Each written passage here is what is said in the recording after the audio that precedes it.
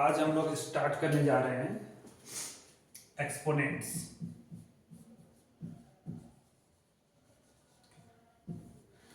Exponents के बारे में आज हम लोग पढ़ेंगे, जिसमें हम लोग क्लास 7 एंड क्लास 8 के पोर्शन को कवर करेंगे। क्लास 7 एंड क्लास 8 के पोर्शन को कवर करना है हमें। एक्सपोनेंट्स का इस चैप्टर में एक्सपोनेंट्स चैप्टर ही क्यों बनाया गया, इसके लिए क्या एक्सप्लेनेशन है कि लार्जर नंबर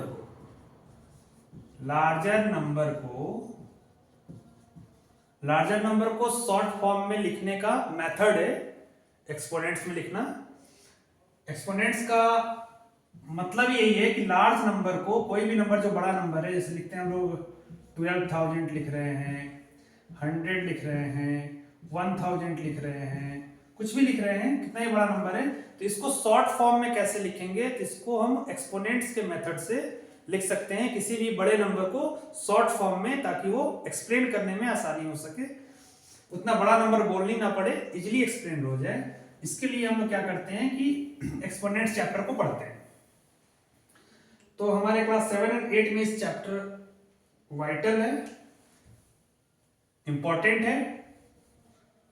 तो इसके बारे में अभी हम नॉलेज गेन करेंगे कि क्या होता है एक्सपोनेंट्स, क्या है ये, इसके फॉर्म को जानेंगे, इसके बेसिक फॉर्म को जानेंगे। इसके बेसिक फॉर्म में होता है हमारा बेस, और इसके टॉप राइट में लिखा होता है हमारा एक्सपोनेंट। टॉप राइट में एक्सपोनेंट लिखता है, इसको हम लोग पावर भी बोलते हैं। डाउन में क्या होता है, बेस होता है। टॉप राइट में क्या होता है हमारा, एक्सपोनेंट्स होता है या फिर पावर होता है। ये हमारा एक्सपोनेंट लिखने का मेथड है, तरीका है। कोई भी नंबर, जैसे मान लीजिए 2 है, 2 का पावर हमने लिख दिया 3, या 2 का पावर हमने लिख दिया 2, या हमने 2 का पावर लिख दिया 4, या हमने 4 का पावर लिख दिया 6, या हमने लिख दिया 4 का पावर 3, कुछ भी लिख रहे हैं हम, बट हम किसी भी नंबर के टॉप राइट में लिख रहे हैं, जस्ट टॉप राइट में। देख रहे हो ना कैसे लिखा जा रहा है। रीड कैसे करते हैं, किसी भी नंबर का पावर अगर 2 है, या एक्सपोनेंट अगर 2 है, किसी भी नंबर का पावर 2 है, तो उसको हम पढ़ेंगे n। कोई भी नंबर है तो उसको नंबर का नाम लेंगे n स्क्वायर। क्या पढ़ेंगे इसको, स्क्वायर, या n रेज्ड पावर 2। n पे पावर कितना है, 2 है। किसी भी नंबर का पावर अगर 2 है तो उसको पढ़ेंगे n का पावर 2 है तो n स्क्वायर पढ़ेंगे। 4 का पावर अगर 2 लिख रहे हैं तो इसको पढ़ेंगे 4 स्क्वायर। क्या पढ़ेंगे इसको, 4 स्क्वायर। 6 का पावर 2 है तो पढ़ेंगे इसको 6 स्क्वायर, या 6 रेज द पावर 2 पढ़ेंगे। Read as 4 square, 6 square. तो किसी भी नंबर का पावर अगर 2 है तो उसको हम क्या पढ़ेंगे, स्क्वायर। अगर इसी नंबर का पावर अगर 3 हो जाता है तो पावर इसको क्या पढ़ते हैं, क्यूब। क्या पढ़ते हैं इसको, क्यूब। पावर अगर 3 होगा तो उसको पढ़ेंगे हम क्यूब। ओके। पावर 2 रहे तो हमेशा पढ़ते हैं स्क्वायर, पावर 3 रहे तो हमेशा पढ़ते हैं उसको क्यूब। ओके।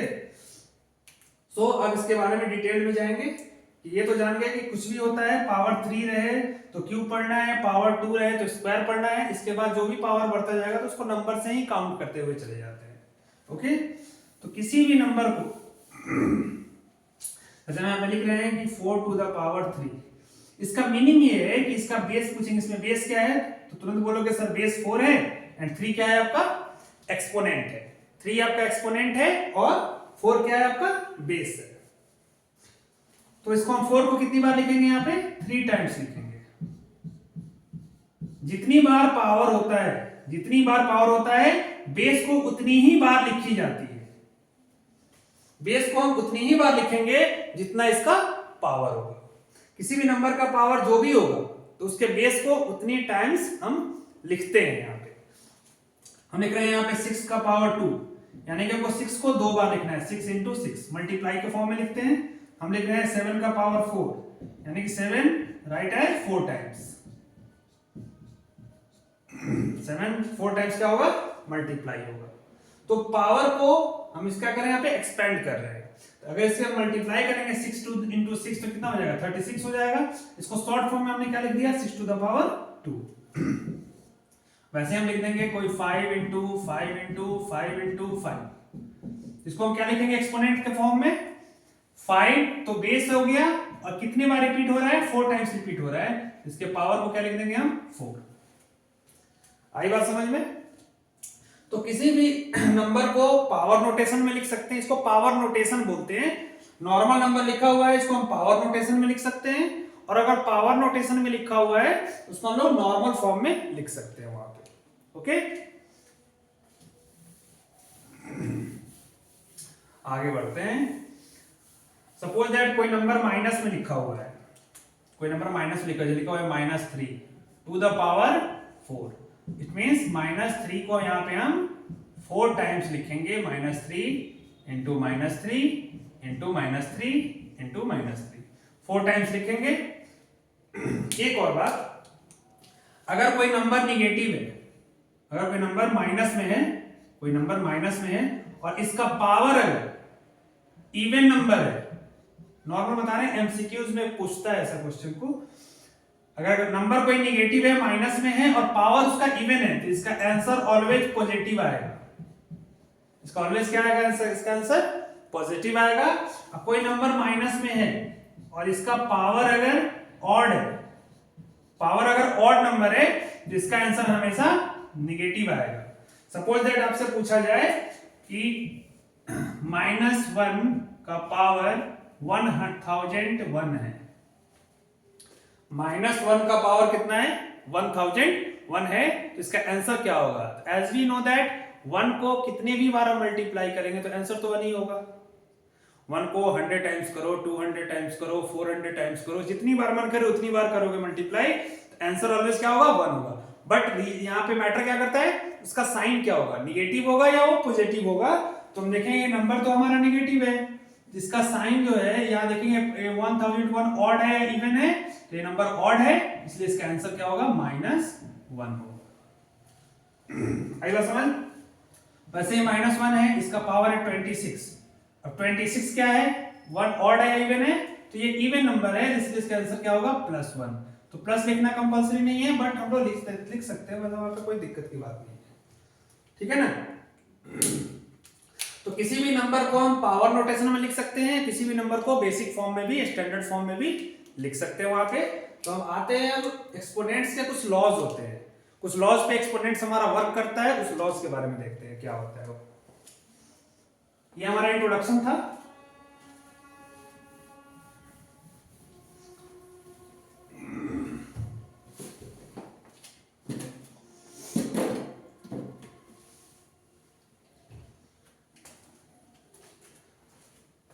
हम देखेंगे लॉज ऑफ एक्सपोनेंट।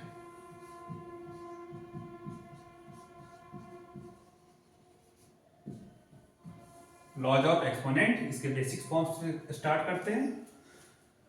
अगर कोई नंबर है इसका पावर m है, कोई नंबर बेस a है इसका पावर m है, वही बेस है और पावर डिफरेंट है, बेस सेम है, सेम बेस पावर डिफरेंट और साथ में हो रहा है मल्टीप्लाई, क्या हो रहा है मल्टीप्लाई हो रहा है। ऐसे कंडीशन में हम क्या करेंगे, बेस वही रहेगा बस पावर को हम यहाँ पे ऐड कर देंगे।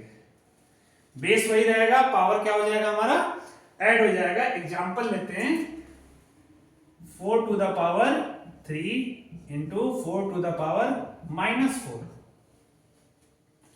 4 to the power 3 into 4 to the power -4।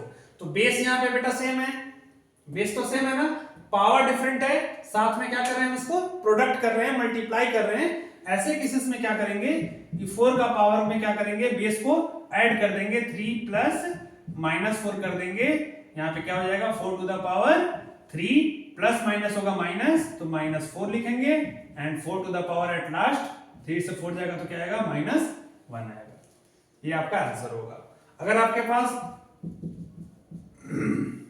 कोई दूसरा एग्जांपल लेते हैं 10 to the power 3 into 10 to the power 16, क्या होगा बेस सेम है, अब इतनी बार मल्टीप्लाई करना पॉसिबल तो नहीं है, यहाँ पे हमने क्या किया, इस लॉज को यूज किया कि बेस सेम है तो पावर क्या कर देंगे, डायरेक्ट ऐड कर देंगे। 10 टू द पावर क्या हो जाएगा, 3 प्लस 16 यानी कि 10 टू द पावर 19, ये आपका आंसर हो जाएगा। तो ध्यान यही देना है कि बेस आपका सेम होना चाहिए और पावर आपका डिफरेंट हो और मल्टीप्लाई हो रहा हो, तो उस केसेस में बेस वही रहेगा, पावर क्या हो जाएगा, प्लस हो जाएगा। ओके, नेक्स्ट लॉ देखते हैं क्या है।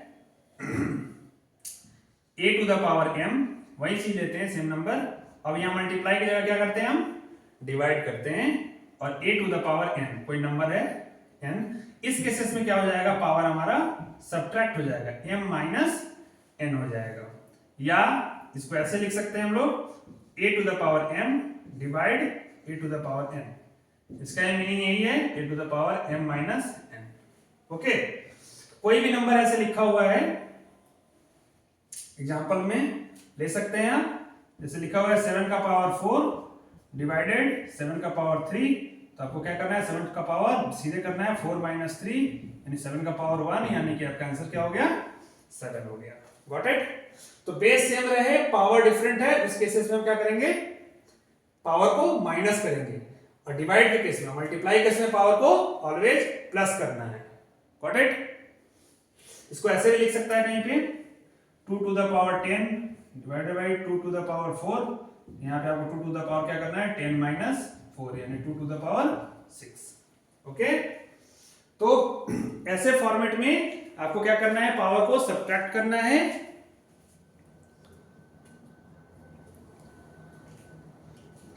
अब थर्ड लॉ हमारा है, ये फर्स्ट लॉ लिख लेंगे क्या है, ये सेकेंड लॉ है आपका। अब जाते हैं हम लोग थर्ड लॉ पे।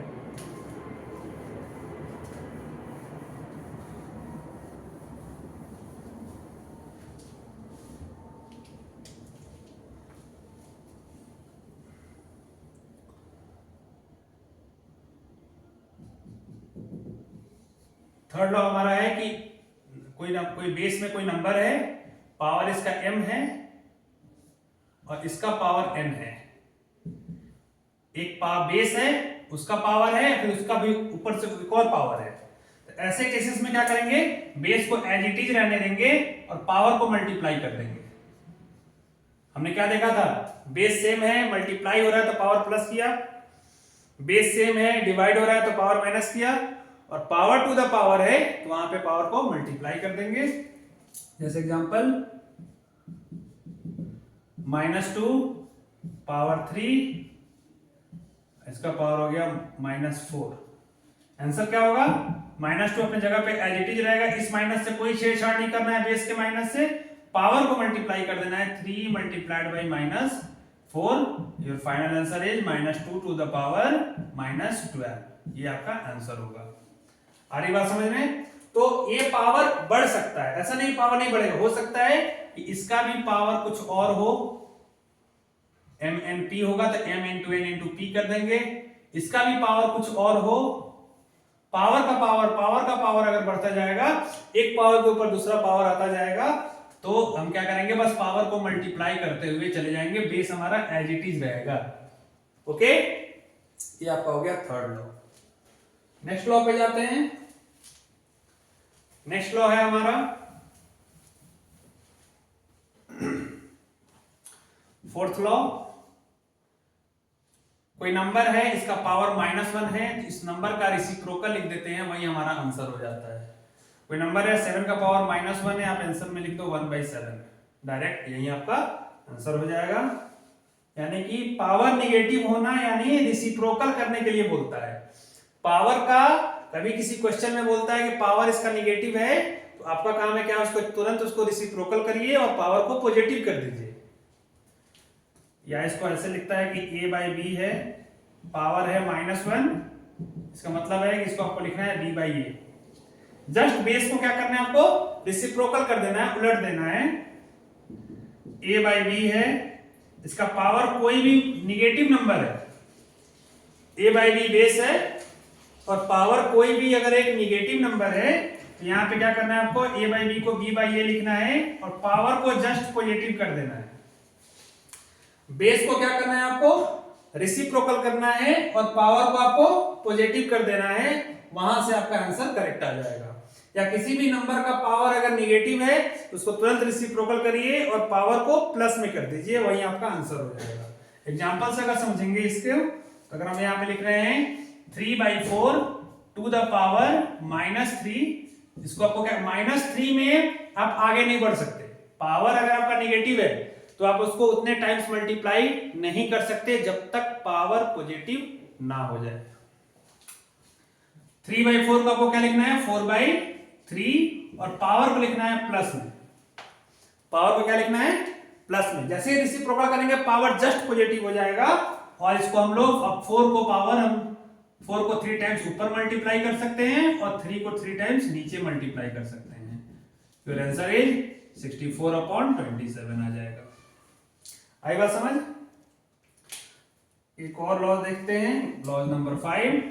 a/b का पावर अगर हमारा m है तो यह हमारा a टू द पावर भी m होगा and b to the power भी m होगा। किसी फ्रैक्शन का पावर अगर कोई देता है तो फ्रैक्शन का न्यूमरेटर का भी उतना ही पावर होता है और डिनोमिनेटर का भी उतना ही पावर होता है, इसलिए इसका ध्यान रखेंगे हमेशा। एक और लॉज है, अगर किसी भी नंबर का, दुनिया में कोई भी नंबर है, कोई भी फ्रैक्शन है, अगर उसका पावर 0 है तो इसका आंसर ऑलवेज 1 होगा। ऑलवेज क्या होगा, 1। दुनिया में कोई भी नंबर दिया हुआ है, नेगेटिव, पॉजिटिव, रैशनल, इरैशनल, कोई भी नंबर दिया हुआ है, अगर उसका पावर 0 है, 0 शून्य, अगर उसका पावर 0 है, ऐसे कंडीशन में ऑलवेज आंसर क्या होगा आपका, 1, चाहे नंबर कोई भी। 7/8 power 0 answer 1, 9.999 power 0 answer 1, 7496 by 1349 whole का पावर 0 आंसर 1।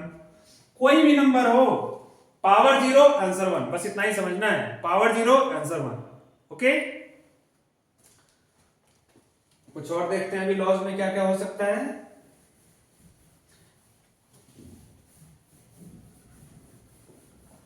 जहां पे जिन बच्चों को डाउट्स हो पूछ लेंगे। अगर कोई नंबर दिया हुआ है, जैसे मान लेते हैं कोई नंबर है, जैसे मान लेते हैं 12 लिख रहे हैं हम, 12 का पावर लिख दिया हमने 3। सपोज दैट 12 का पावर हमने क्या लिख दिया, 3। अब 12 का फैक्टर क्या क्या है, factor you know about factor, 12 का प्राइम फैक्टर क्या क्या है, तो 12 का प्राइम फैक्टर है आपका 2 into 2 into 3, ये 12 होता है, इसका सबका पावर क्या हो जाएगा, 3, क्योंकि 12 को हमने तोड़ा है। इसका मीनिंग है कि 2 का भी पावर 3 है, इस 2 का भी पावर 3 है और इस 3 का भी पावर 3 है। इस नंबर को हमने क्या कर दिया, एक्सपैंड कर दिया। इसलिए बोल रहा हूं कि अगर कोई नंबर ऐसे लिखा हुआ है तो आप उसको ब्रेक करके ऐसे लिख सकते हो। कोई एक नंबर है, मान लो 24 है, 24 का पावर 2 है, तो अगर क्वेश्चन में रिक्वायर्ड है कि इसको प्राइम फैक्टर करने से क्वेश्चन सॉल्व हो जाएगा, इसलिए तो करेंगे इसे। 24 का फैक्टर 2 into 2 into 2 into 3, इन सब का पावर क्या हो जाएगा, 2 हो जाएगा। और इन सब का पावर आपको लिखना पड़ेगा 2 to the power 2, 8 इस 2 का भी 2, इस 2 का भी 2 और इस 3 का भी 2। ऐसे केसेस में देखो जहां जहां बेस सेम है, ध्यान देना। अब इसमें के अंदर भी एक और लॉ लगाना पड़ेगा, एक और लॉज लगेगा यहाँ पे, क्या कि मैंने फर्स्ट लॉ क्या बताया था कि बेस सेम है, पावर ऐड हो जाएगा, बेस सेम है, डिवाइड हो रहा है, पावर माइनस हो जाएगा, बताया था ना। यहां देखो ध्यान से,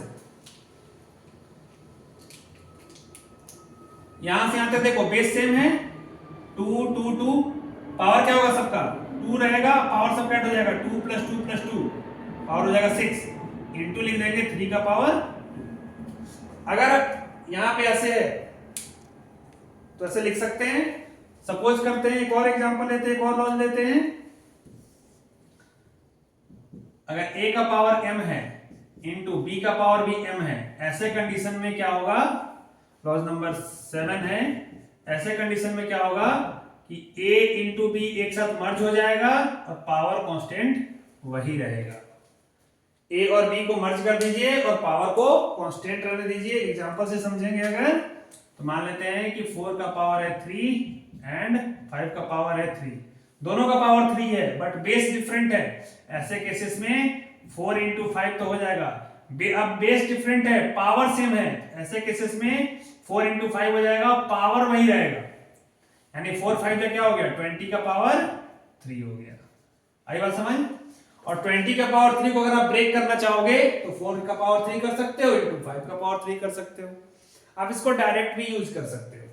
तो क्वेश्चन पे डिपेंड करेगा क्वेश्चन में किस तरीके से रिक्वायरमेंट है, उसी पे हम लोग को क्वेश्चन को सॉल्व करना है, बनाना है। ठीक है ना? तो ये लॉज ऑफ एक्सपोनेंट्स है इस चैप्टर में, इसी का यूज है, इसी के यूज से आगे आपको बढ़ना है। तो नंबर दिया गया रहेगा, उसमें आपको फ्रैक्शन लिखना है, उसको आपको प्राइम फैक्टर में बनाना है, पावर नोटेशन में लिखना है, बेसिक फॉर्म में लिखना है, लॉज यूज करके बनाने हैं। तो ऐसे सारे लॉज का यूज करेंगे और प्रैक्टिस करेंगे क्वेश्चंस पे, तो क्वेश्चन सॉल्व होंगे। बुक्स की एक्सरसाइज आपको सॉल्व करनी है, जो डाउट्स होगा उसको पूछने हैं। ओके।